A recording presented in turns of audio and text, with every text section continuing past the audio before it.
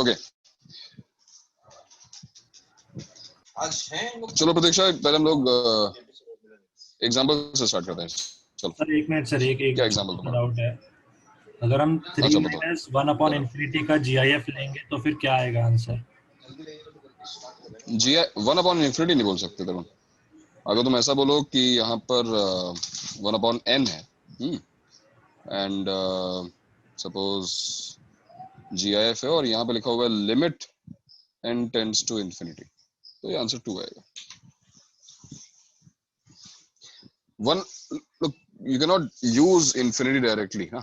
Infinity is nothing. Infinity है ही नहीं. The idea of infinity here is some value which is very large in magnitude, और obviously a number 3 से slightly छोटा आएगा. Doesn't matter how big the value of n is. जितना ही बड़ा होगा उतना obviously 3 close आता जाएगा, but 3 का भी बन नहीं पाएगा.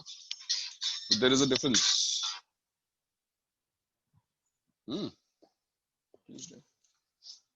समझ में बात रहा हूँ?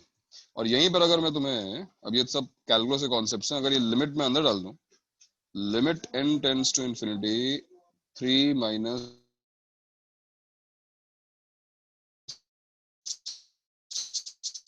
One by n।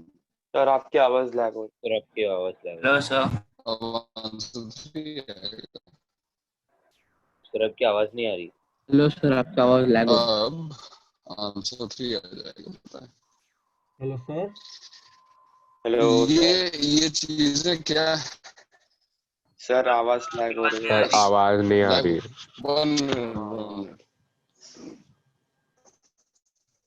एक मिनट।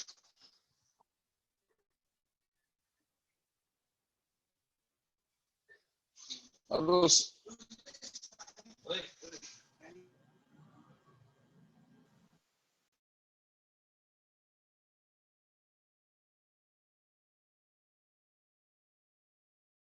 Hello hello. हाँ सर। ब्रेक हो रही है। हेलो हो सकता है यार। Hello sir. Hello sir. Hello sir. हाँ हेलो।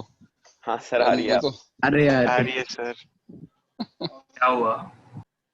सर आप कहते हो ना जब कि आवाज सब आती है लेकिन क्लास के बीच में चली जाती है। चलो ठीक है, अभी आ रही है। हाँ सर। हाँ सर अब आ रही है। अच्छा चलो, तो तरुण समझ में आई बात? 1/∞ नहीं, 1/∞ बोलेंगे हम इस तरह लिमिटिंग वैल्यू पे पहुंचेंगे और कैलकुलस में ये चीजें और क्लियर हो जाएंगी। ठीक है। हाँ प्रतीक्षा, क्या क्वेश्चन था तुम्हारा? Sir, the number of perfect squares among 44, 4, 4, 4 3 बार फिर ऐसे 4 बार up to 100 terms is 4. Sir 44 से पहले 44 then अच्छा 44 से 4 हाँ okay, then 44 444 yeah till 100 4 terms. times 4 and so on इसमें number till of 100 perfect terms. squares हाँ till 100 terms. ठीक है। So how many perfect squares are there ना? ठीक है, तो एक तो सबसे पहले हम अगर जनरल टर्म लिखें, what will be the general term here? 4 4 4 how many times? n plus 1 times? 1 times. Yes.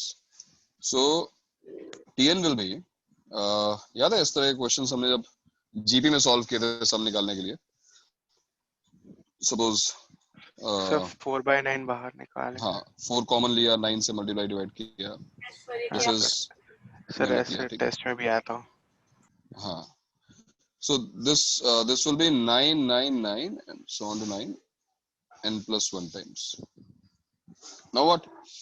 इसको हम obviously 10 power something की फॉर्म में एक्सप्रेस कर सकते हैं, है ना? 10 to the power क्या होगा? n plus 2 n plus 1 -1 n plus 2 sure और n plus 1 शायद से सर पता नहीं। बहुत सिंपल है, पता क्यों नहीं? 1 नहीं रहेगा। 99 let's say 9 2 times हाँ सर हाँ it sir. is what? 10 square minus 1. जब कोई चीज पता ना हो, क्यों नहीं पता होती है? वेरिएबल्स में हम कंफ्यूज होते हैं, उसे तुरंत कांस्टेंट कर लो ना। 2 टाइम्स तो 2 आ रहा है, 3 टाइम्स तो देखो 3 आ रहा है, तो n plus 1 times n plus 1 आएगा, तो करेक्ट।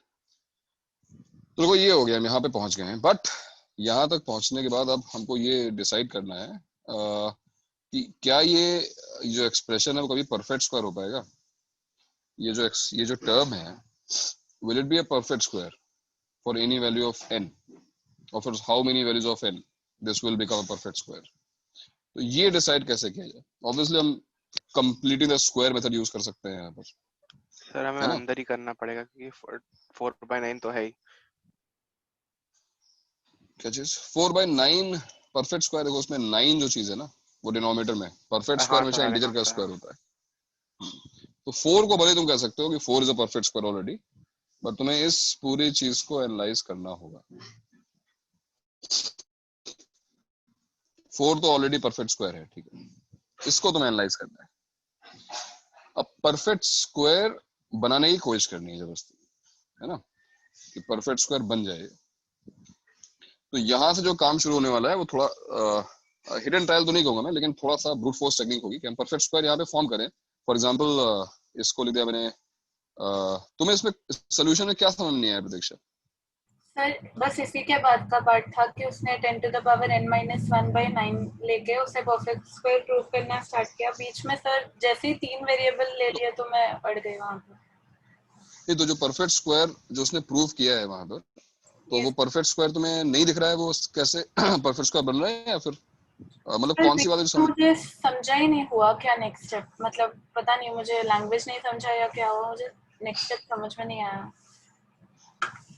ऐसा क्या लिखा है नेक्स्ट स्टेप में? भाई उसने 10 into 10 power n या 10 square into 10 power n-1 लिखा होगा, है ना?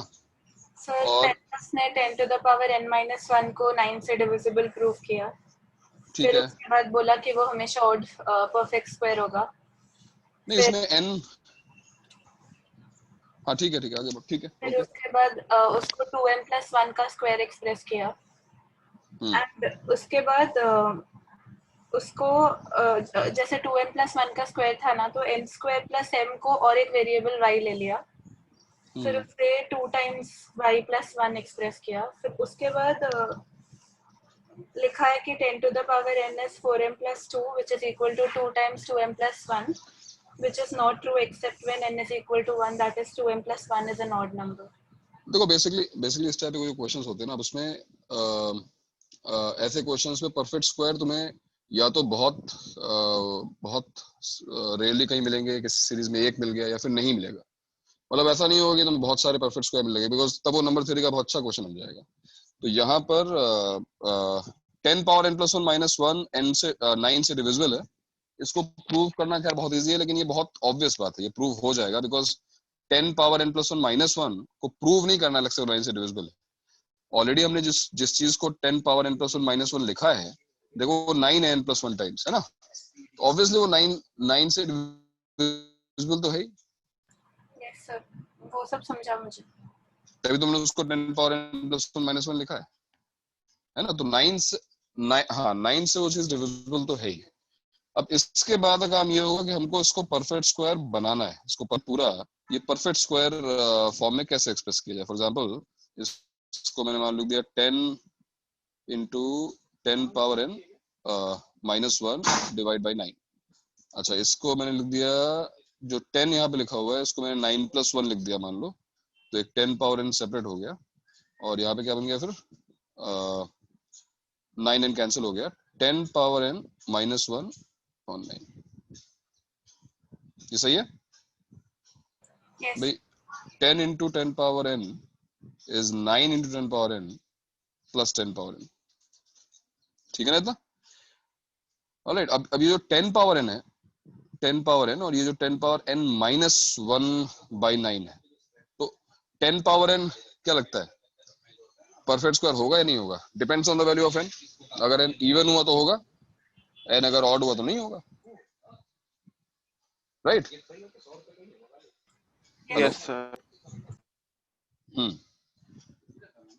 परफेक्ट स्क्वायर फॉर्म करने के लिए हमें कहीं ना कहीं a + b होल स्क्वायर, इस तरह की टर्म की जरूरत है ना? ये टर्म को कहीं ना कहीं दिखनी चाहिए। तो अब या तो हम यहाँ पे दो केसेस फॉर्म करें, when n is odd, when n is even। Suppose हम केस 1 में गए, सपोज हमने n को इवन अज्यूम कर लिया। Let n equal to 2k. Now if n is 2k,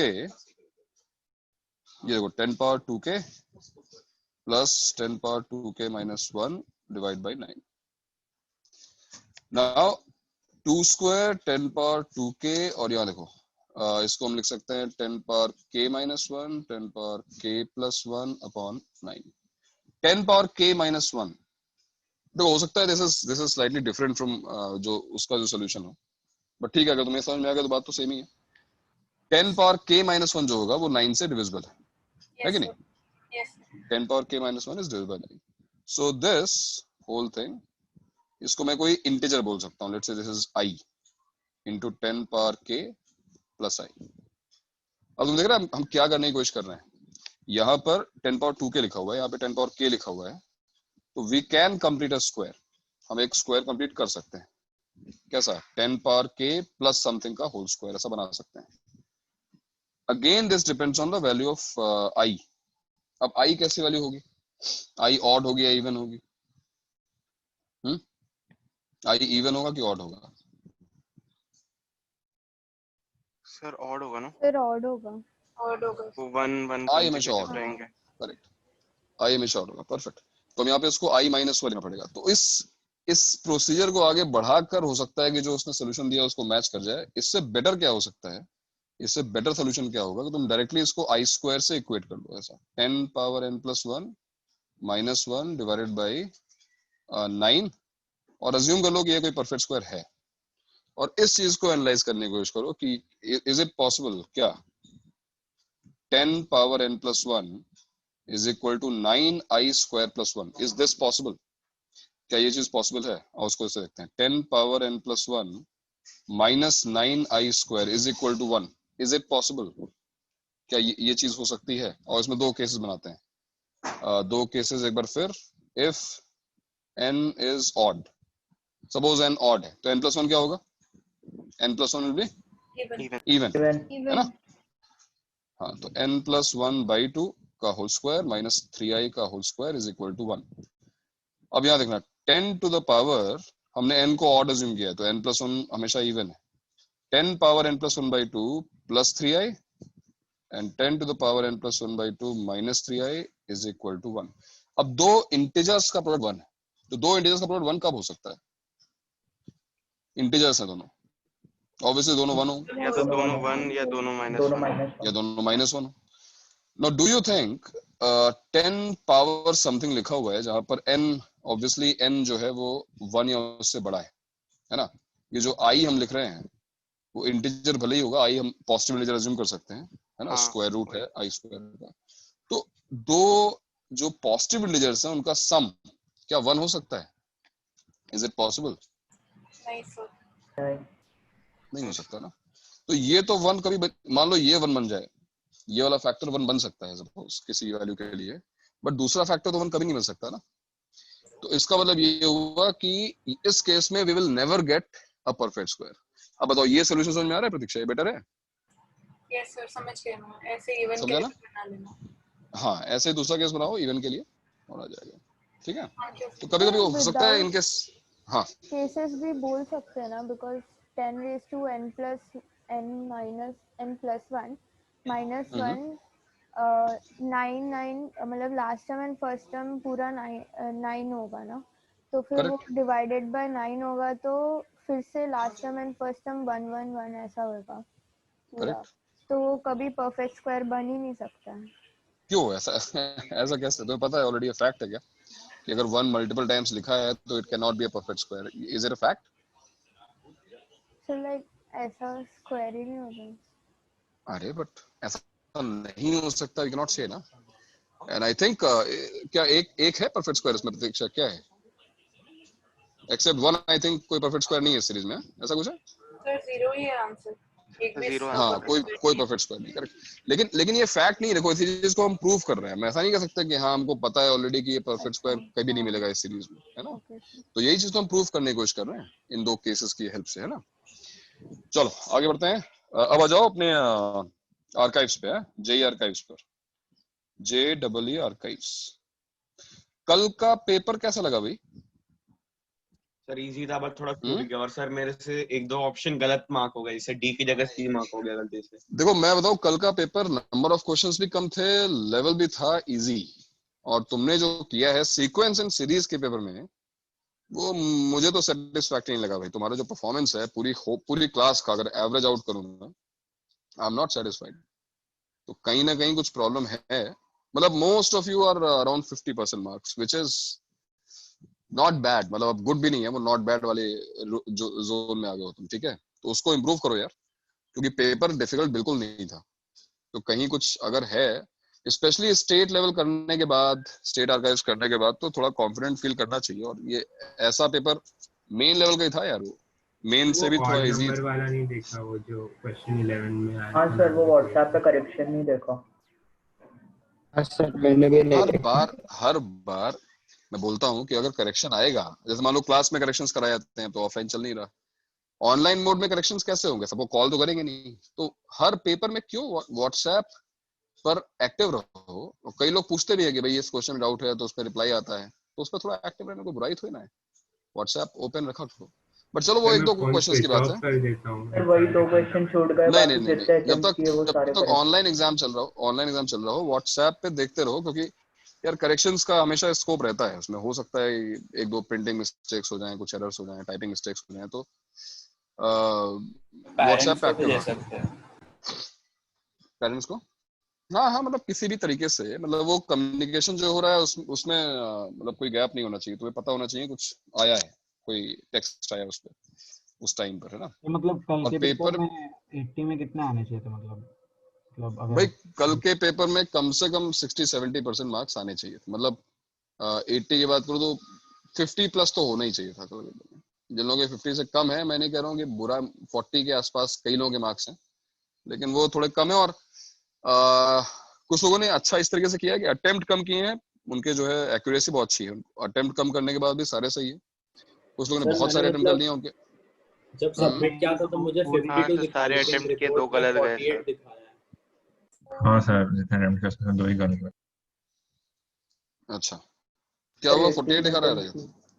हाँ सर, मतलब 52 आ रहा था सबमिट करने में, लेकिन फिर 48 दिखा दिया। पता नहीं, एक क्वेश्चन अनमार्क कर दिया उन्होंने। एक क्वेश्चन तुम्हारा अंडर प्रोसेसिंग होगा, उसके बाद फाइनली गलत निकला होगा, टाइम लगा लिया होगा। एनीवेज ठीक है। तो मतलब ये है कि देखो थोड़ा भी काम करने की जरूरत है इस चैप्टर पे, है ना। पूरे बैच को, कुछ लोगों ने एक्सेप्शनली अच्छा किया है, ऑब्वियसली 4-5 लोग हैं जिन्होंने अच्छा किया है, 5-10 होंगे। बट जो मेजोरिटी ऑफ बैच है वो 40 के अराउंड है, जो कि एवरेज मार्क्स हैं यार, अच्छे मार्क्स नहीं है। ठीक है, तो थोड़ा सा और मेहनत करो इस चैप्टर पे। चैप्टर बड़ा बढ़िया है।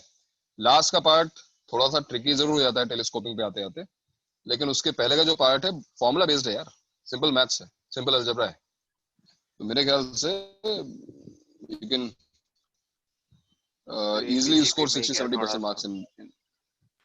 सर जो पेपर वही होता है मैं कह रहा हूँ कि इसमें आराम से सर समेशन में सारा सही गया, लेकिन वो एपीजीपी वाले में ही गया मेनली, जो 2 क्वेश्चंस गए एपीजीपी वाले में गया। अच्छा चलो ठीक है, देख लेना, है ना। कल के पेपर में थोड़ा सा क्वेश्चंस होते जो पूछते लाइक एक सीरीज है वो एपी में, और फिर हमें निकालना है कि उससे रिलेटेड दूसरी सीरीज कौन से, लाइक एपी जीपी या किस में है।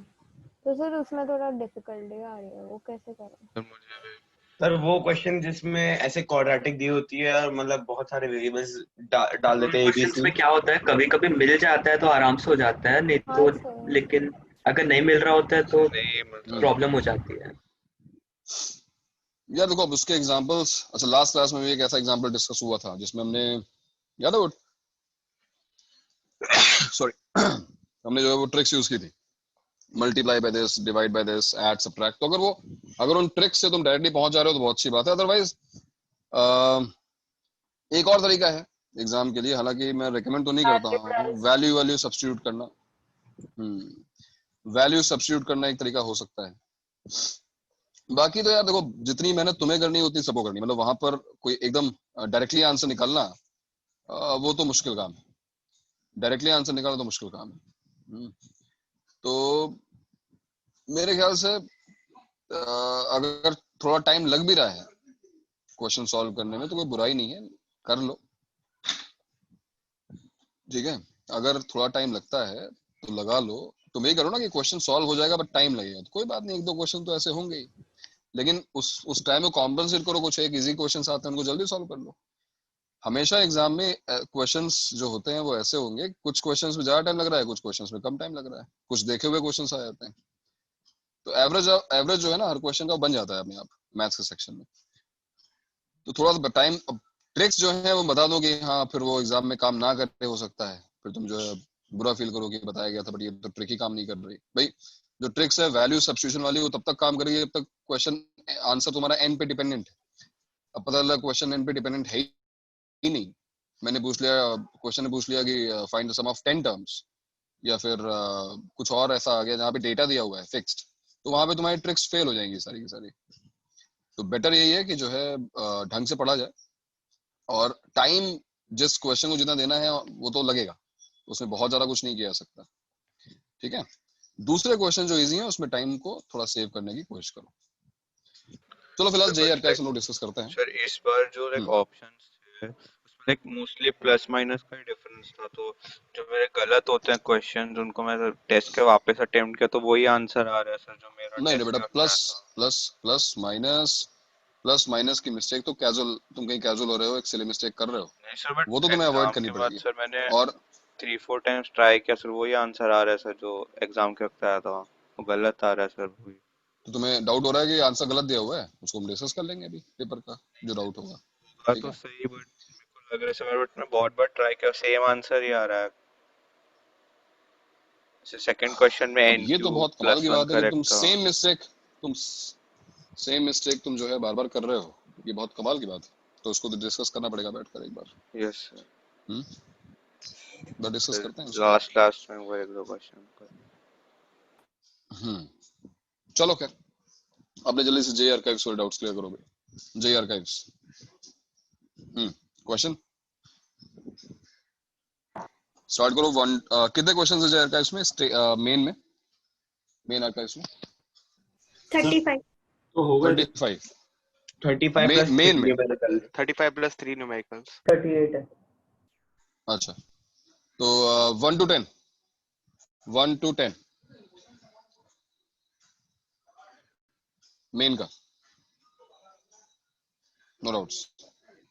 11 to 20 सर क्वेश्चन 15 एंड 16 अभी 12 बोला उसने, 12 हाँ 12 क्वेश्चन क्या बेटा, 12 So को the sum of all natural numbers n such that n is greater than 100 and less than 200 and HCF 91n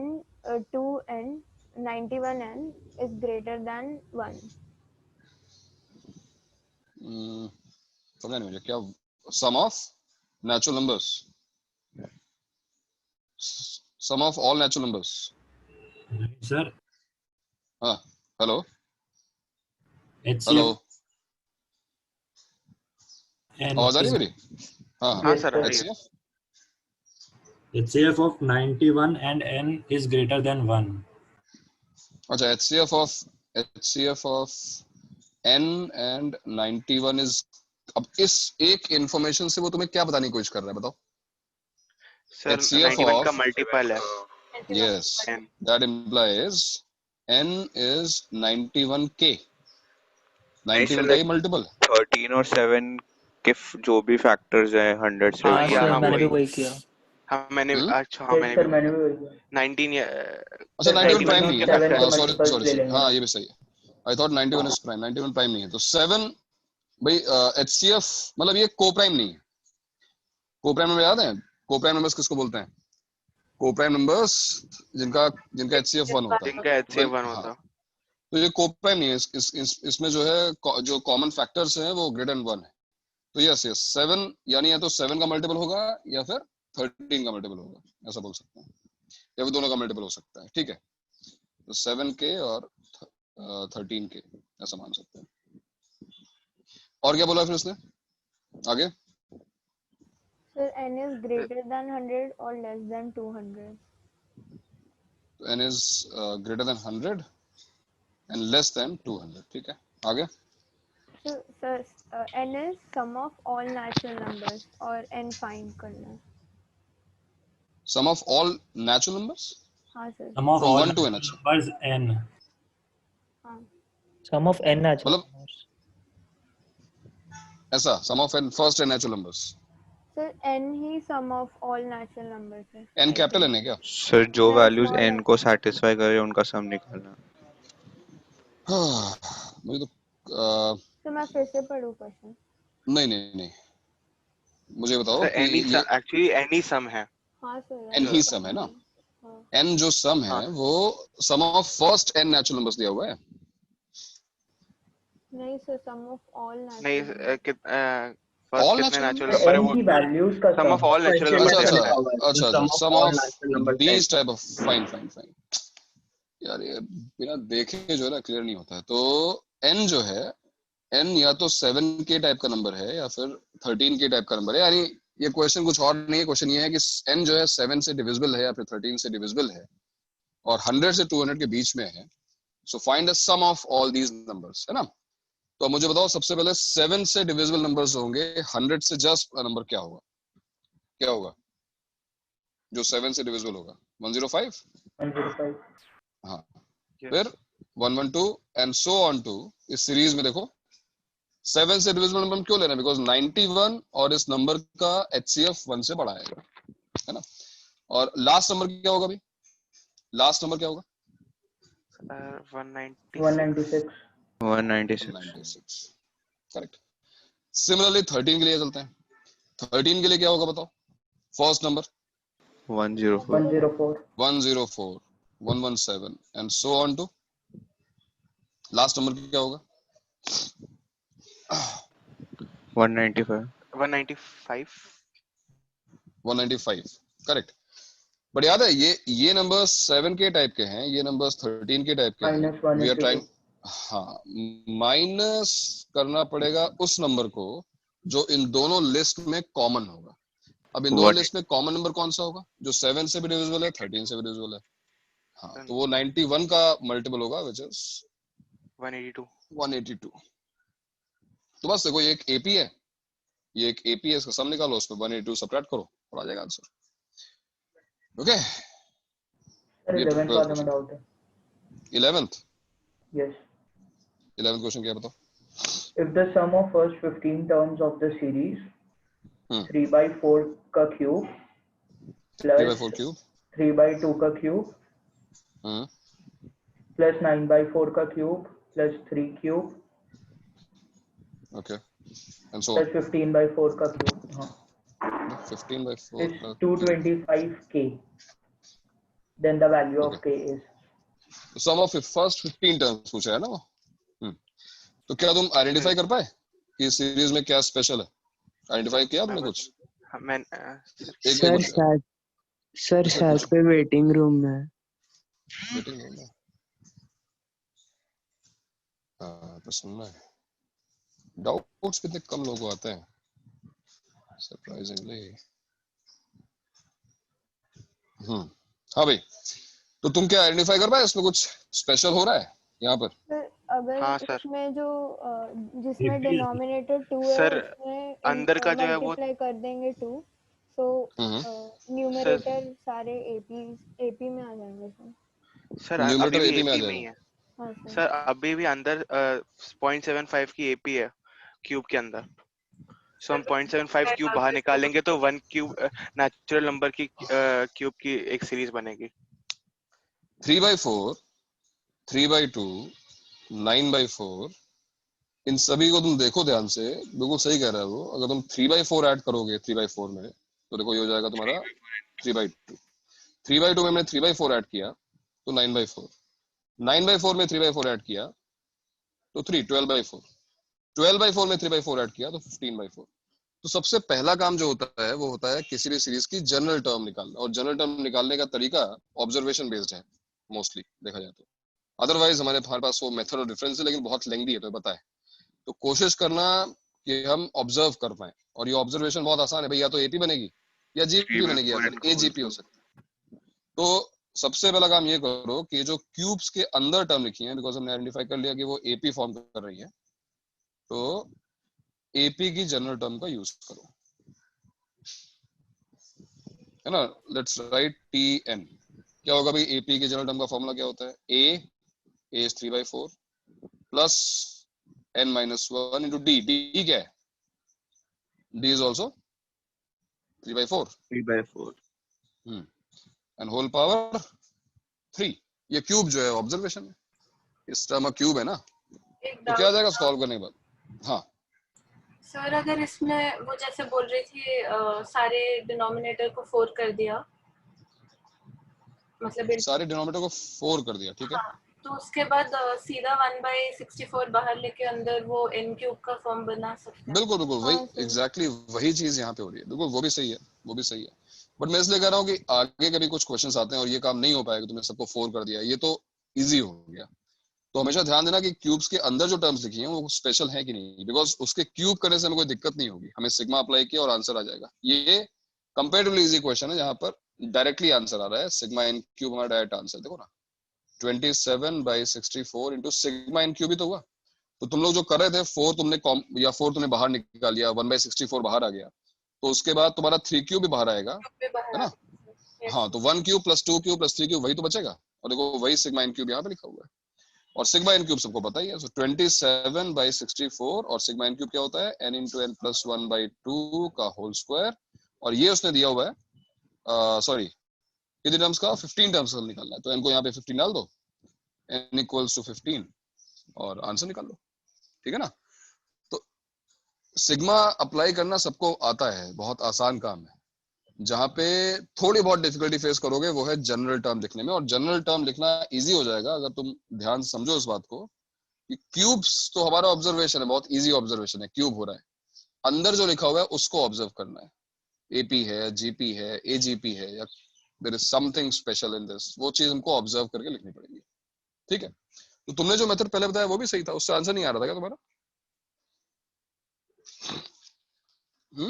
4 तुमने कॉमन कर लिया और 3 क्यूब मुझे बस आ गया था ना, ये क्यों कर रहे थे इसलिए मैं पूछ रही अच्छा अच्छा ठीक है ओके। तो 11 12 और बताओ भाई, और कौन सा डाउट है। 15 ना 13 में भी 13 डाउट है, 13 क्या डाउट है बताओ। If three distinct numbers a, b, c are in GP and the equations ax square plus 2bx plus c is equal to 0 and dx square ax square plus 2bx plus क्या c is equal to 0 and dx square plus 2ex plus f is equal to 0 have a common root. Have a common root, okay. हाँ sir, और DEF को मतलब कौन से series में वो find करना, क्या हो गया, DEF को मतलब DEF कौन से सीरीज में वो फाइंड करना है, AP GP HP। अच्छा DEF पूछा गया है किसमें, AP GP HP sir DEF D by A, E by B and F by C।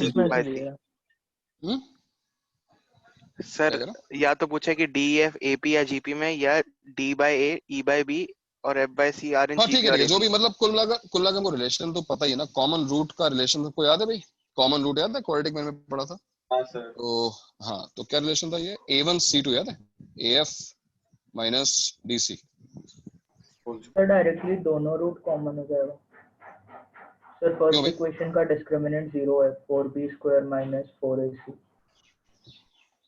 Discriminant 0 है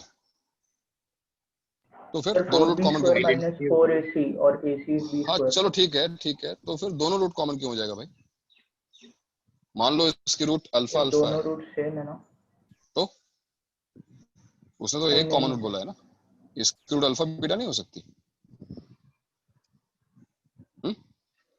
उसने क्या बोला है, बोथ रूट्स, उसने बोथ रूट्स कॉमन बोला है कि वन रूट कॉमन बोला है, क्वेश्चन वन रूट कॉमन बोला, वन रूट कॉमन बोला है ना, फिर ठीक है।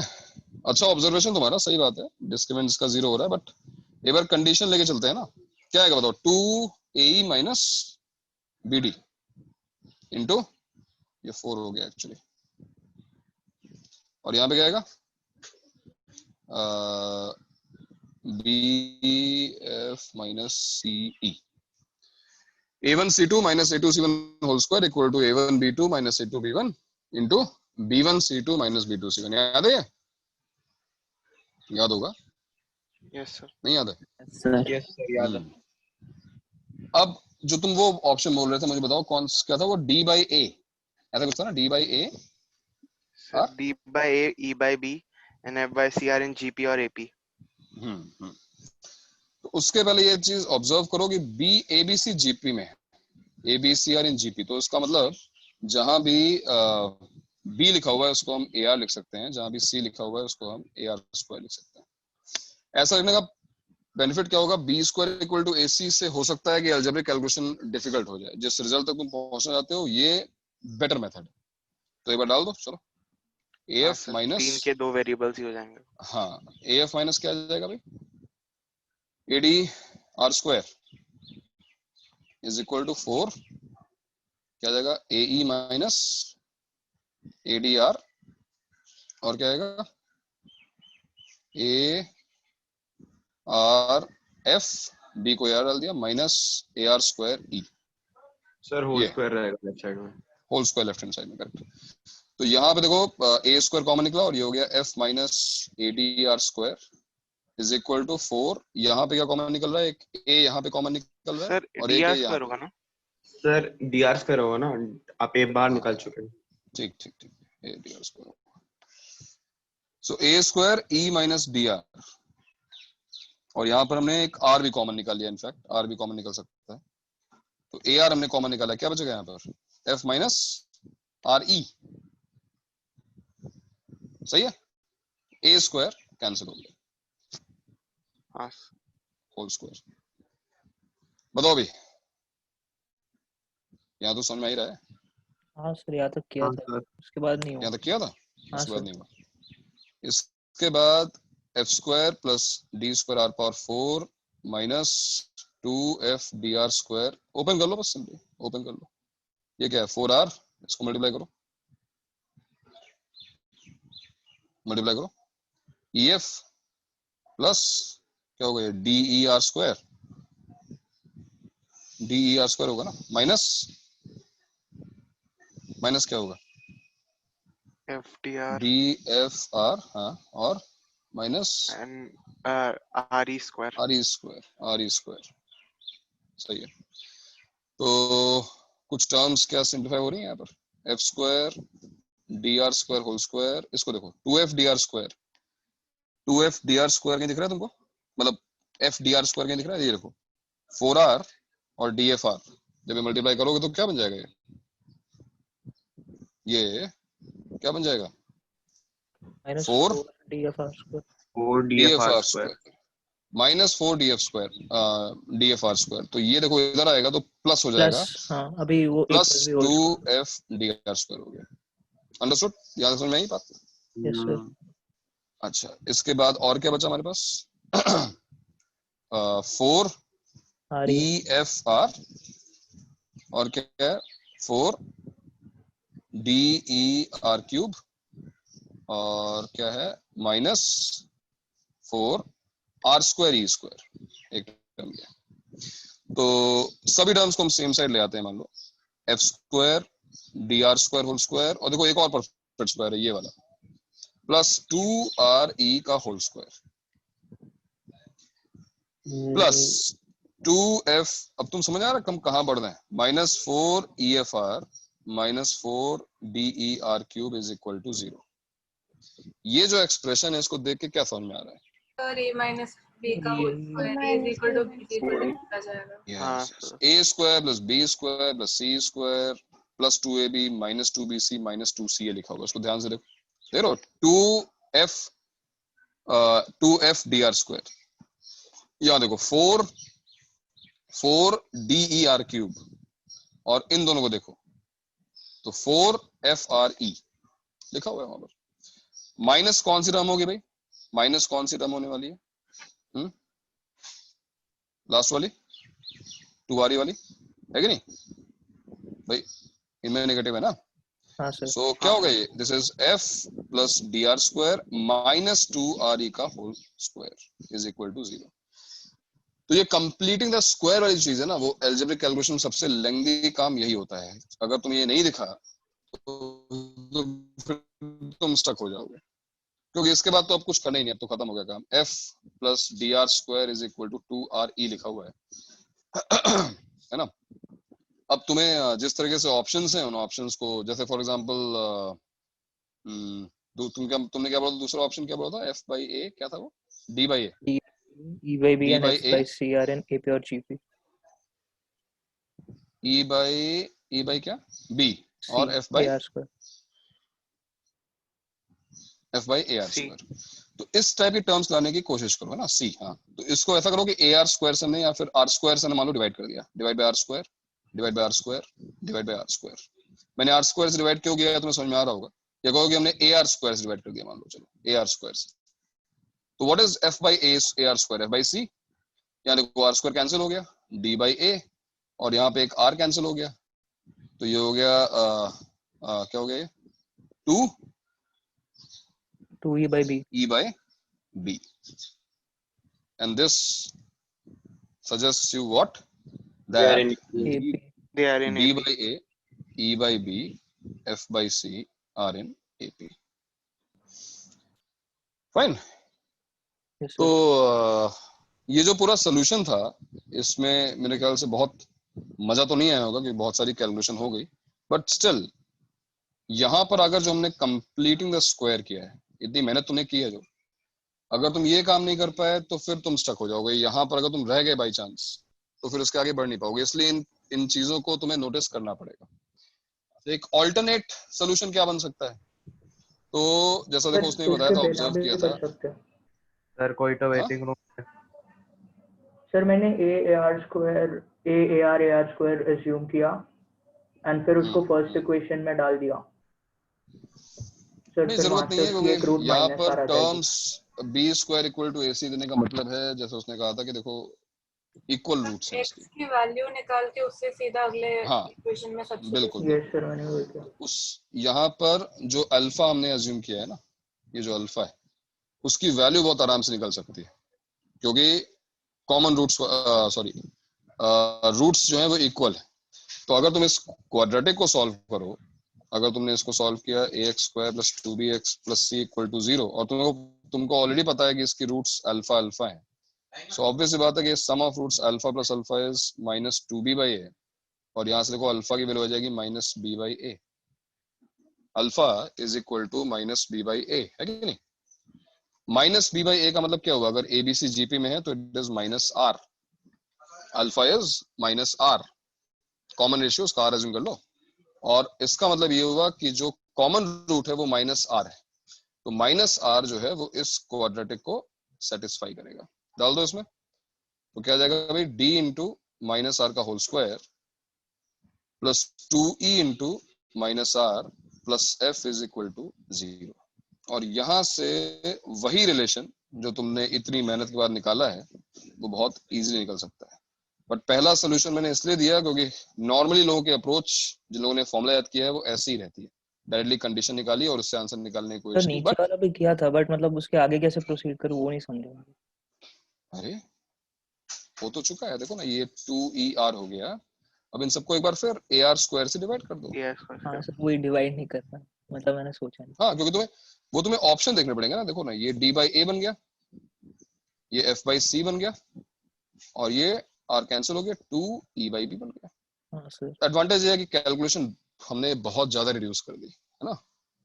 तो ये जो ऑब्जर्वेशंस होते हैं, ये जो सिंपल से एक ऑब्जर्वेशन था कि भाई रूट्स इक्वल होंगे, ये अगर मिस हो गए तो देखो वही बात है कि अब ये एक तरीके की ट्रिक है कि भाई हमको ये चीज दिख गई तो बहुत अच्छी बात है, जल्दी आंसर आ गया, नहीं दिखा तो भी आएगा, लेकिन एफर्ट हमको ज्यादा मारना पड़ेगा बस।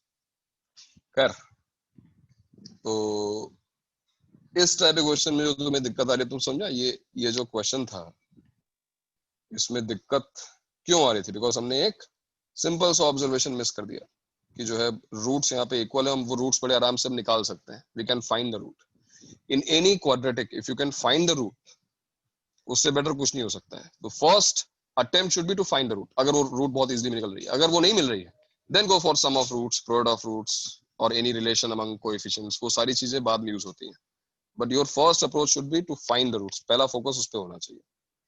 ठीक है, चलो आगे बढ़ते हैं। 13 के बाद 15th sir. Question number 15। Sir अभी वो GIF वाला क्वेश्चन आएगा तो हमें 3 लिखना है या 2? तरुण मैंने बताया ना, GIF वाला क्वेश्चन पहले बात तो आएगा नहीं, बिकॉज हमने अभी तक पढ़ा नहीं है।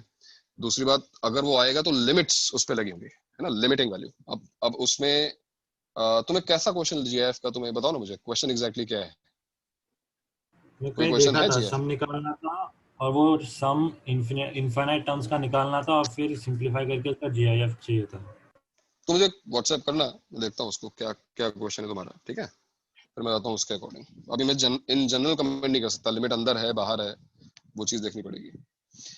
15 क्वेश्चन क्या है अभी? 15 क्वेश्चन बताओ सर। सिग्मा, हाँ sir, sigma f of a plus k from k equal to 1 to 10 equal to 16 into 2 power 10 minus 1, ऐसा? हाँ ब्रैकेट में है 2 power 10 minus 1, अच्छा, where the function satisfies f of x plus y equal to f of x into f of y. तो f of 1 equal to 2 दिया इसने, हाँ f of 1 equal to 2 दिया हुआ है। तो सारी सर मैंने वैल्यूज निकाली, बट फंक्शनल, लिसन ये फंक्शनल इक्वेशन पे बेस्ड क्वेश्चन है फिलहाल। Can you guess a function which satisfies this? Sir ऊपर वाले को सेटिस्फाई करने वाला है, लेकिन नीचे वाले का पता ऊपर नहीं, तुम्हें पहले नीचे देखना है। इस फंक्शनल इक्वेशन को सेटिस्फाई करने वाला फंक्शन कैसा होगा? ऑब्वियसली एक एक्सपोनेंशियल फंक्शन होगा। देखो ना, a power x plus y is equal to a power x into a power y। सोचो ना। यस सर, हाँ सही है कि नहीं? Yes sir, correct. तो बस काम खत्म हो गया। अच्छा, ये a की वैल्यू, अगर fx a पावर x है तो इस a की वैल्यू हमको चाहिए होगी। a मतलब यहाँ पे इसने a यूज कर लिया है, f of a plus k। Sir values नहीं सब्स्टिट्यूट कर सकते क्या स्टार्टिंग से? सर मैंने वो भी कर सकते, मैंने वो भी ऐसा कर किया, सकते, मैंने वो करने के बाद GP आ 1 से रही 2 की वैल्यू निकाली, 2 है। से 3 की निकाली, एक सीरीज बना के फिर उसका समेशन किया। इससे काम बहुत इजी हो जाएगा। f of 1 2 दिया हुआ है। f of 1 क्या होगा? तो simply simplify f of 1 is equal to b है ना, इसका मतलब b की वैल्यू 2 है। तो तुम्हारा जो fx है it is nothing but 2 power x। जो फंक्शन है वो 2 पावर x है। और अमन सर आ गए। अच्छा, अमन सर, हेलो। हाँ गौरव सर, हाँ गौरव सर। नहीं, हिमांशु बोल रहा हूँ सर। अच्छा हाँ हिमांशु सर। 10 मिनट रुक गया, 10 मिनट। ठीक है ओके। हाँ ओके, हाँ भाई। तो if fx is 2 power x, then you know f of a plus k will be what? 2 power a plus k, sigma k equals to 1 to 10, and this is obviously 2 power a बाहर हो गया, this is 2 power k, sigma 2 power k, k equals to 1 to 10, and then you solve. तो कहीं ज्यादा easy हो गया ना अभी ये क्या है? देखो जीपी बन गई, सिग्मा 2 पावर k is, अब तो हो जाएगा ना। हाँ सर। तो तुम्हारी जो प्रॉब्लम थी वो देखो यहाँ पे थी, और ये बहुत जनरल प्रॉब्लम है, तुमने अभी तक फंक्शनल इक्वेशन पढ़ी नहीं है। तो होता क्या है कि जब आर्काइव्स लिखे जाते हैं ना, क्वेश्चन तो एपीजीपी का है सिग्मा की वजह से, बट ये मिक्स क्वेश्चन है, इसमें फंक्शंस भी आ रहे हैं, और ये चीज तुमने अभी तक कवर नहीं की है। तो एक बहुत जेन्युइन डाउट है, कोई दिक्कत नहीं, अगर नहीं हुआ अब तुम ट्राई करना, अब हो जाएगा। ठीक है, चलो आगे बढ़ते हैं। नेक्स्ट, और बताओ कौन सा क्वेश्चन? सर 16। अबे सब एक लाइन से हैं, आगे बताओ 16 का question. Sir, let the sum of the first n terms of a non-constant AP A1, A2, A3 be 50n plus n into n minus 7 by 2a, where a is constant. अबे रुक जा, लिख तो लूं मैं। 50 क्या? 50n 50 plus 50n plus n into n minus 1. 50n plus n into n minus 1. n minus 7. n minus 7. 50n plus n into n minus, कोई बात नहीं, n into n minus 7 बस, by 2 सिर्फ n by 2 n whole by 2 नहीं sir, सिर्फ n into a ये capital into क्या? a into capital A। बस n second into term n में minus 7 multiplied by a. Capital है। हाँ सर। हाँ सर, और if D is the common difference of this AP, then the ordered pair D and A50 is equal to, ऐसा पूछा। Order pair D and A50। A50? हाँ sir, AP है ना sir, A1 A2 A3। अब ये A क्या है यहाँ पर? सर वो जो ऊपर वाला है वो कांस्टेंट है और Constant है सर। नीचे जो है A है वो टर्म है। हाँ सर, T50 समझ लीजिए। बस बताया तो करो कुछ, मुझसे क्या हो रहा है? ऐसे खतरनाक क्वेश्चन कहाँ से मेन में आ रहे हैं? मतलब D and T50 और ऑर्डर पेयर हमको फाइंड करना है, और ये दिया हुआ है SN, sum of n terms of an AP। ठीक कह रहे हो ना? हाँ ठीक है, तो इससे केवल कंपेयर करना है। तुम्हें तो याद ही है, तुम्हें sum of n terms of AP पता ही, it is n/2 2a plus n-1d होता है ना? तो कोएफिशिएंट्स को तुम सेपरेटली कंपेयर कर सकते हो। फॉर एग्जांपल, अगर देखो इसको हम कंपेयर करें, ये जो लेफ्ट हैंड साइड में सम लिखा हुआ है, इसमें n स्क्वायर का कोएफिशिएंट क्या होगा बताओ? n स्क्वायर का कोएफिशिएंट क्या है? अगर तुम मल्टीप्लाई करो उसको, क्या लिखा होगा? ये n into a, 2 cancel, plus 1/2 n into n-1 into d, है ना? This is equal to 50n plus n square by 2a minus 7n by 2a। तो ये दोनों चीजें इक्वल हैं for every value of n। This is an identity, so you can compare coefficients of n as well as n square. अब मुझे बताओ कि n का कोएफिशिएंट लेफ्ट हैंड साइड में क्या होगा? लेफ्ट हैंड साइड में n का कोएफिशिएंट क्या होगा? देखो, एक तो n लिखा हुआ है, एक तो a हो गया, और एक और आएगा, देखो ये, चलो सिंपलीफाई करते हैं, na plus n square by 2d minus nd by 2 is equal to, ये देखो 50 minus 7a by 2 into n plus n square by 2a। तो क्या दिख रहा है हमको? n का coefficient a minus d by 2, and that equal to 50 minus 7a by 2। और n स्क्वायर कोएफिशिएंट क्या दिख रहा है हमको? d by 2। So d by 2 equals to a by 2। ये देखो, this term is equal to this term. तो क्या आ गया यहाँ से? हेलो, कॉमन डिफरेंस जो है वो कांस्टेंट कैपिटल A हो गया, ठीक? और a क्या हो जाएगा फिर? Substitute the value of d, 50 minus 7a by 2 plus d by 2, और d को तो a लिखना है हमको। तो क्या बन गया बताओ ना? What is the first term?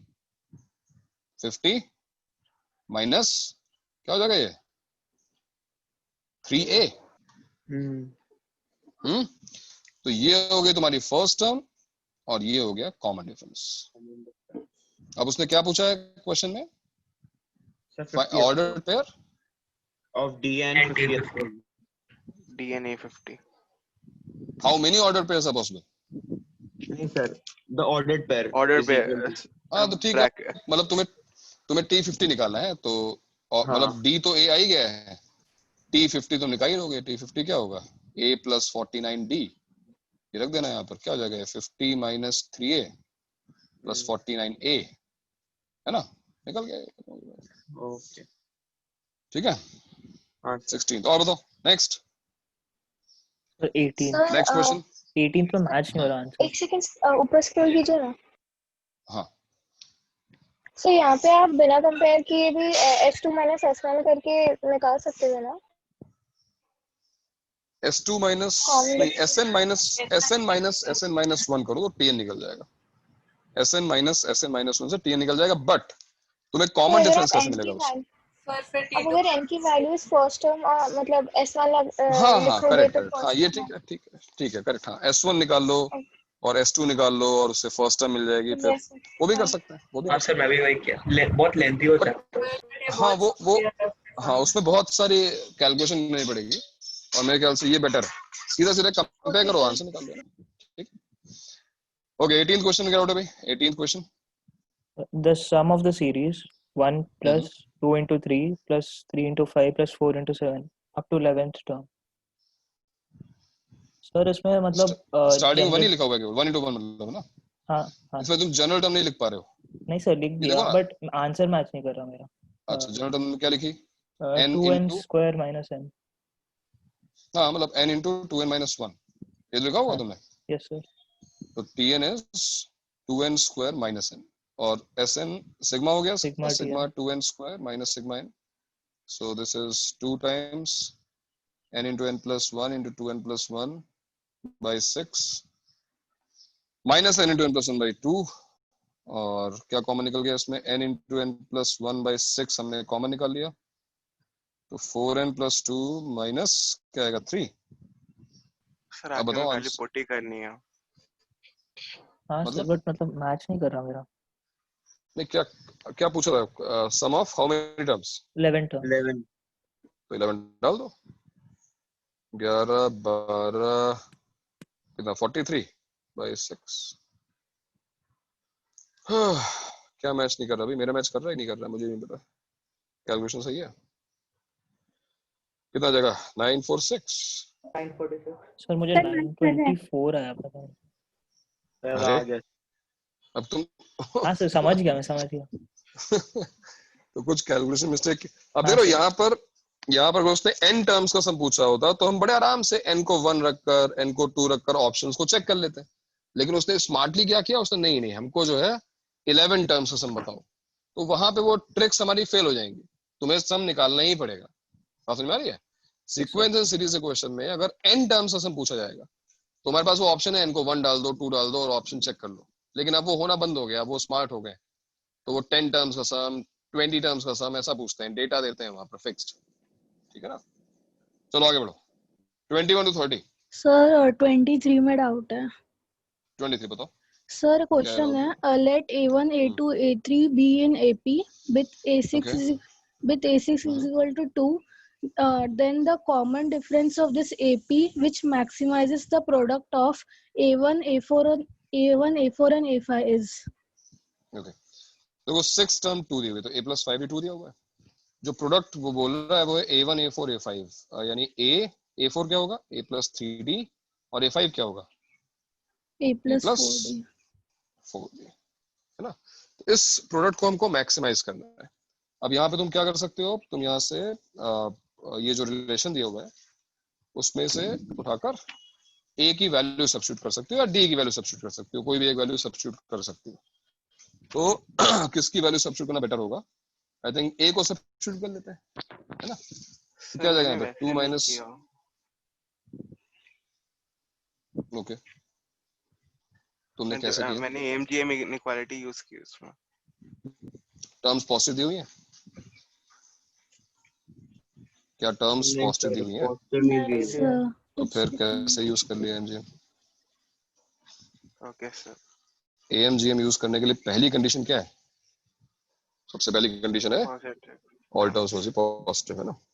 तो यहाँ पे ऐसा कुछ नहीं दिया है ना, ये जस्ट AP दी हुई है, केवल 6 टर्म 2 दी हुई है। अब देखो ये जो प्रोडक्ट है इस प्रोडक्ट को तुम्हें मैक्सिमाइज करना है। What is this product? कुछ और नहीं, सिंपली तुम इसको मल्टीप्लाई करो, मल्टीप्लाई करके देखो क्या आता है। क्या आएगा मल्टीप्लाई करने में? देखो 2 into 2 into 2 8, ठीक है। और क्या आएगा? D का कोएफिशिएंट क्या आएगा? D का कोएफिशिएंट क्या आएगा? देखो ना 2 into 2 4 into minus D, तो 4 मतलब -4, फिर 4 into -5 को कैलकुलेट कर रहा है भाई, कैलकुलेट कर लो ऐसा 24 और आई थिंक 8 32 आ रहा है क्या? क्यों भाई 32 आ रहा है क्या? बस चेक करना 32D। हाँ सर 4 into 8 हाँ सर 5 plus 2 plus 1 और D स्क्वायर का कोएफिशिएंट क्या आएगा? ये आएगा 10D स्क्वायर 20 और 20 के बाद क्या आएगा? 2D स्क्वायर 4 24 के बाद आई थिंक 10। चेक कर लेना भाई एक बार कैलकुलेशन 34D स्क्वायर में भी इनकरेक्ट तो नहीं? हाँ सही है सर 34D और माइनस क्या आ रहा है फाइनली? D क्यूब क्या आ रहा है? -10D cube. ठीक है ना। तो इस चीज की तुमको मैक्सिमम वैल्यू बतानी है, इस चीज की हमको मैक्सिमम वैल्यू बतानी है। यार इसकी तो कुछ दिया नहीं है क्या इसमें, कॉमन डिफरेंस के बारे में या एपी के बारे में कुछ ऐसा कि पॉजिटिव टर्म्स कुछ नहीं दिया हुआ है क्या? नहीं सर, बस 6 टर्म दिया था और कुछ नहीं है। क्योंकि ऐसे तो मैं डिफरेंशिएट करके मैं समझ डिफरेंशिएट तो हम करने जाएंगे, बट इसकी मैक्सिमम वैल्यू तो माइनस इन्फिनिटी पे प्लस इन्फिनिटी आ जाएगी। Answer is plus infinity.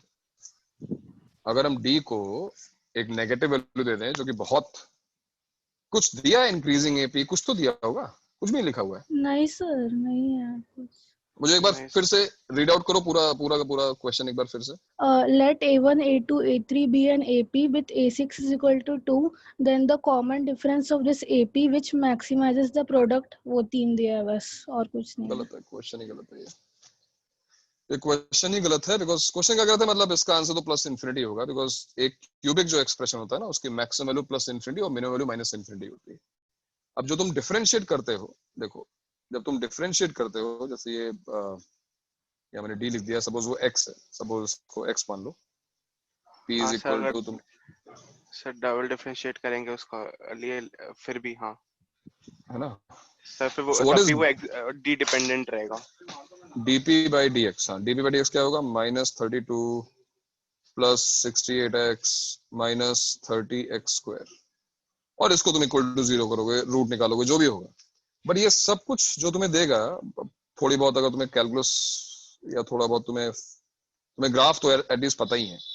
ये जो क्यूबिक फंक्शन, देखो उसका ग्राफ कुछ ऐसा होगा, ये ऐसा कुछ होगा, ये माइनस इन्फिनिटी पर प्लस इन्फिनिटी को मूव करेगा, प्लस इन्फिनिटी पर ये माइनस इन्फिनिटी हो जाएगा। तो क्वेश्चन का कोई मतलब ही नहीं है यार इस तरीके से पूछने का कि भाई इसकी मैक्सिमम वैल्यू क्या होगी। इसकी मैक्सिमम वैल्यू प्लस इन्फिनिटी होगी। कब होगी? जब कॉमन डिफरेंस माइनस इन्फिनिटी होगा। तुम इससे जो आंसर निकालोगे वो तुम्हें लोकल मैक्सिमम, इसको लोकल मैक्सिमम बोलते हैं, ये वैल्यू निकलेगी तुम्हारी। फिर तो वहां पर कुछ उसके लिए कंडीशन क्या होनी चाहिए थी? उसके लिए कंडीशन आई थिंक ऐसी होनी चाहिए जैसे कि जो आंसर आएगा वो नेगेटिव में आएगा, तो ये बोल सकते थे कि भाई इंक्रीजिंग एपी, मान लो हो सकता है कि पॉजिटिव वैल्यू आ रही हो मैक्सिमम की, मुझे चेक करना पड़ेगा।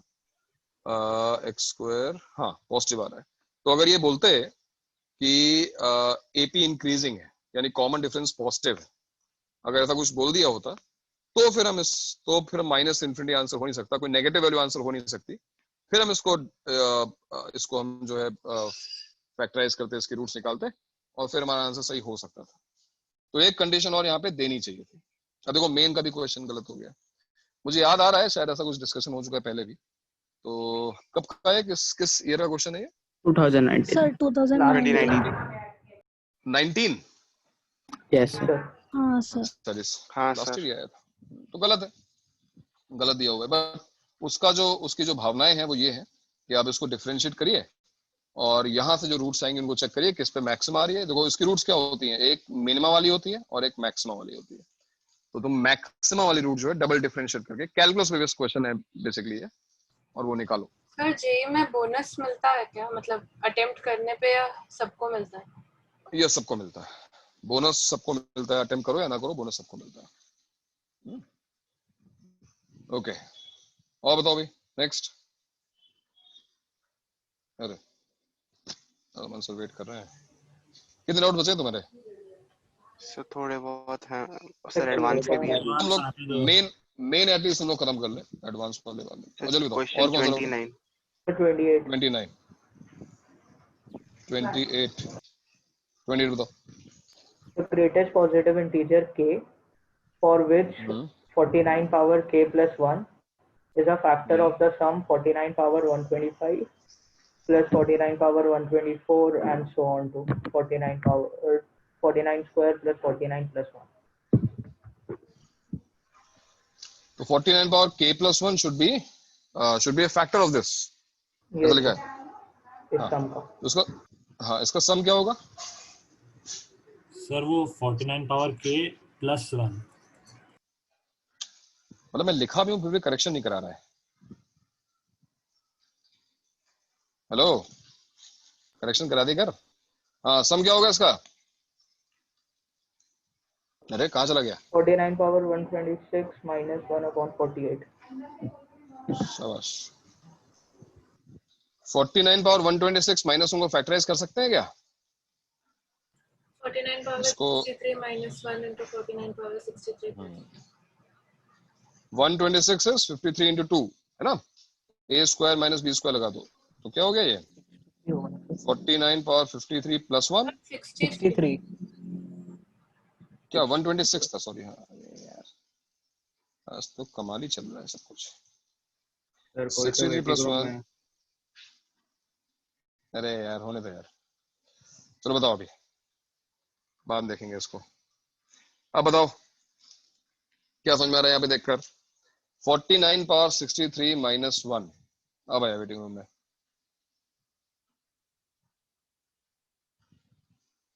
(49 पावर 63 माइनस 1) 48 से डिविजिबल होगा। क्यों होगा? जैसे x पावर 63 माइनस 1 को x माइनस 1 हमेशा डिवाइड करेगा। याद है कैसे? Factor theorem. x को हमने 1 रख दिया तो ये 0 हो जाएगा। ये वही चीज है। 48 इज व्हाट? 48 इज 49 माइनस 1 तो ये तो उसको डिवाइड कर ही देगा। इसका मतलब ये जो टर्म है वो उसका एक फैक्टर है कि नहीं? ये जो टर्म है वो इस पूरे टर्म का एक फैक्टर है। इसका मतलब हमें ये चीज शो करनी पड़ेगी कि डिनोमिनेटर कैंसिल हो रहा है। ये चीज अगर शो नहीं की तो हम नहीं बोल सकते वो फैक्टर है। तो क्वेश्चन में क्या था कि 49 पावर k प्लस 1 आ गया। 49 पावर k प्लस 1 कंपेयर कर लो। Hello yes sir. ठीक है नेक्स्ट अगला 29 34 क्या? अच्छा 29 ओके उसके बाद 34 हाँ 29 पे बताओ। कोई पूछ रहा था। 5 numbers are in AP whose sum is 25, product is 2520 and if one of this नहीं दे रहा क्या बोल रहा है? क्या बोला? सम of 5 numbers are in AP 5 numbers are in AP। अच्छा ठीक है। whose sum is 25 sum is 25 and product is 2520 product is 2520 yes sir and one of these 5 number is minus 1/2 then the greatest number among them is one of these numbers is क्या? one of these minus 1/2 minus half ठीक है। Okay अब देखो यहाँ पर याद है ये जब हम टर्म्स अज्यूम करते थे एपी में 5 टर्म्स को मुझे अगर अज्यूम करना हो तो मैं ऐसा अज्यूम कर सकता हूँ। क्यों? यस सर भाई सम 25 दिया हुआ है ना तो a minus D a plus D वाली चीज a 5 आ जाएगा और इसका फायदा क्या होगा कि प्रोडक्ट निकालना आसान है। समझ में आ गया सर। सर आ गया ना? एक डायरेक्शन में जाएंगे फिर दूसरे डायरेक्शन में उतना ही जाएंगे। हाँ मल्टीप्लाई करना तुम्हारे लिए आसान हो जाएगा ना। 5 देखो इन दोनों मल्टीप्लाई किया तो 25 माइनस डी स्क्वायर इसको उसको मल्टीप्लाई किया तो 25 माइनस 4d स्क्वायर है कि नहीं? Yes sir. और उसके बाद आपने कहा क्या मल्टीप्लाई किया? सारी टर्म्स को मल्टीप्लाई किया इन दोनों को एक साथ इन दोनों को एक साथ 5 अलग तो let d square equal to x तो 5 into 25 minus x 25 minus 4x equal to 2520 क्या बन गई? एक क्वाड्रेटिक। बस अब x निकाल लो आंसर आ जाएगा तुम्हारा। यस सर समझा। ठीक है और क्या था भाई? 30 क्या? 34 सर 34 था। सर ऊपर वाले क्वेश्चन में minus 1/2 का क्या करना है? माइनस 1/2 का रीजन ये है कि यहाँ पर x तुम्हें d की मल्टीपल वैल्यूज मिलेंगी ना तुम्हें बहुत सारे आंसर्स मिलेंगे। फॉर एग्जांपल यहाँ पे 4 आंसर्स मिलेंगे। हो सकता है कुछ इमेजिनरी हो 2 तो मिलेंगे एटलीस्ट 2 तो रियल मिलेंगे। दोनों में से कौन सा एक्सेप्टेबल है वो चीज चेक करने के लिए माइनस हाफ दिया हुआ है। ठीक है ना?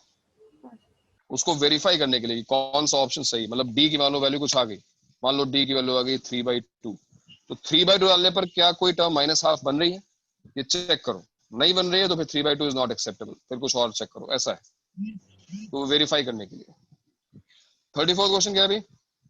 Sir x equal to sigma minus 1 power n into tan 2 power n theta, where n is equal to 0 from infinity, sorry, from 0 to infinity, and y equal to sigma. Y? अच्छा y. हाँ sir, y. Y अलग है. Y equal to sigma cos power 2n theta, where n equal to 0 to infinity. Okay. Sir cos में power में है sir 2n. मैं देखा नहीं, मैं क्वेश्चन देख रहा था. 2n पावर में दोनों के. कुछ समझ नहीं आ रहा. 2n पावर में है सर 2 पावर n थीटा नहीं है sir, raise to 2n cos power 2n theta है वो. cos theta whole power 2n. हाँ ऐसा है. सिमिलरली tan में भी वैसा ही है. वही तो मैं कह रहा हूँ यार, मेन में इतने खतरनाक क्वेश्चन कहाँ से आने लगे. चलो ठीक है, अभी बताओ. Sir theta lies between 0 to pi/4, not included. ठीक है. तो रिलेशन पूछा है x and y के बीच में. तो क्या तुम आइडेंटिफाई कर पाए कि ये कौन सी सीरीज बनेगी, ये कौन सी सीरीज बनेगी, x क्या है? सर ये सब जो जीपीस बनेंगी, एक सर दोनों जीपीस बनेंगी, बट कैंसिल नहीं हो रहा. कुछ प्रॉब्लम वो हो रहा है. कैंसिल नहीं है. जीपी बनेगी x, इनफाइनाइट जीपी बन रही है. क्या होगा इस जीपी का सम बताओ. a/1 माइनस a क्या है 1, r क्या है इसमें फर्स्ट जो series minus tan square theta, तो 1 upon 1 minus 1 plus tan 1 minus minus tan square, 1 plus tan square theta हो गया. 1 plus tan square sec square theta होता है. ये क्या आ गया cos स्क्वायर थीटा आ गया. cos square theta. y क्या होगा 1 upon 1 minus cos square theta, तो ये हो गया 1 अपॉन sin स्क्वायर थीटा. तो रिलेशन नहीं दिख रहा हमको. यहाँ पे sin स्क्वायर थीटा है, यहाँ पे cos स्क्वायर थीटा है.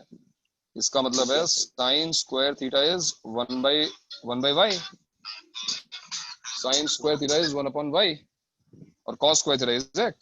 ऐड कर दो तो 1 by y plus x is equal to 1. आ गया रिलेशन. क्या गलती की सर? tan को आगे क्या मिस्टेक हुई? शाबाश, बढ़िया. tan को आगे सिंपलीफाई किया. हाँ ठीक है. तो भाई ठीक है, कल ऐसा करते हैं एडवांस, या तो मैं देखता हूँ रात में अगर टाइम मिलता है तो एडवांस पे डिस्कस कर लेंगे. लेकिन कल जो है सीक्वेंस सीरीज का मेन लेवल के क्वेश्चन आने वाले, कुछ खास है नहीं. इतनी प्रैक्टिस तुम्हारी अगर हो गई तो बहुत अच्छा है. इतना एटलीस्ट करके जाओ और अपना लॉग और ट्रिगो इक्वेशन रिवाइज कर लो, इतना बहुत है. ठीक है. अमन सर है कि लेवल 2 में लेकिन डाउट्स हैं. हाय मंजर है. लेवल 2 वाले डाउट्स मुझे ऐसा करो, जिन लोगों को डाउट्स है मुझे व्हाट्सएप कर दो. ठीक है, अपनी इमेजेस मैं भेजता हूँ अभी थोड़ी देर में. सर और आपने मुझे वो n-1 वाला बोला था, उसमें भी थोड़ा डाउट है अभी भी. मैंने आपको उसमें क्या डाउट है प्रतीक्षा? उसमें देखो वो एक तो printing out of the way सीधा n- प्रिंटिंग मिस्टेक थी उसमें बुकलेट में ना. नहीं मैं तो ऑप्शन देख के मैच करवा रहा था कि मैं उसमें क्या लिखा होगा. मैंने क्वेश्चन वो करेक्ट किया, वो प्रिंटिंग मिस्टेक है उसमें. तो मेरा आंसर तो तुमने जो सॉल्व किया है n के लिए बिल्कुल बिल्कुल बिल्कुल तुम्हारा आंसर n के लिए सही था. लेकिन अगर तुम्हें ऑप्शन मैच करना है ना, तो देखो वो n-1 पे मैच करेगा जो दो ऑप्शन है. ठीक है सर, समझ गए. ठीक है. Yes sir. हाँ ओके, चलो थोड़ा फिजिक्स पढ़ लो, मैं निकलता हूँ. Okay bye bye. Thank you sir.